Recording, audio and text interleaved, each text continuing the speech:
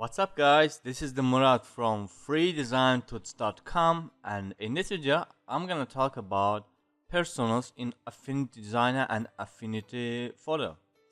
If you're new in Affinity products, you probably already noticed few icons on the top of corner of software.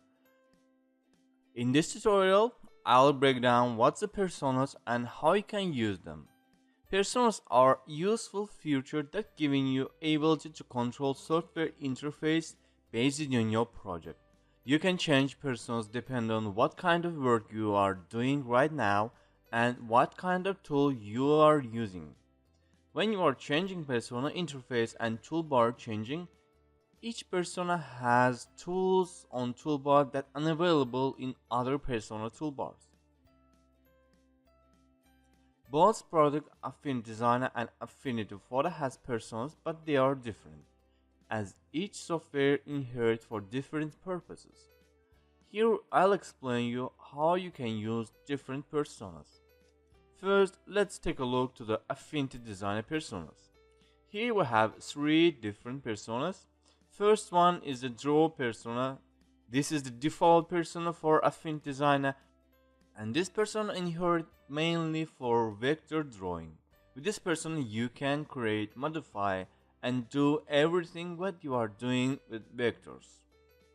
Next persona here is a pixel persona. If you are working with raster images in Affinity Designer, with this persona all tools that you are using with raster images like brushes, textures, or other tools will be available. Export persona is the persona ideal for exporting works. For example, if you are open one document and simply export it, then you can use this persona. Now let's take a look to the Affinity Photo personas. Affinity Photo has more personas than Affinity Designer. Here we have 5 different personas. First persona and default persona is the photo persona. This is the default persona that mainly inherits for photo editing and other operations with photos. Liquify persona, this persona ideal for retouching and similar operations with persona. Here you can find tools that will help you retouch your photo faster. Next is the developed persona, ideal for raw images. This persona giving you ability to work with image colors and tone in advanced level. Next is the tone mapping persona, an environment dedicated to tone mapping images. Also intended for 32-bit documents. You can also use this persona for 8-bit or 16-bit documents and tone mapping to non-HDR images.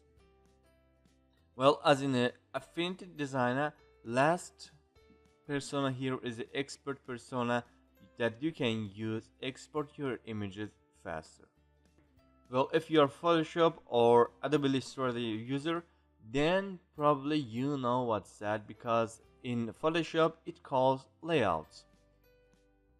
Well, this is all. I think you understand for what you can use personas.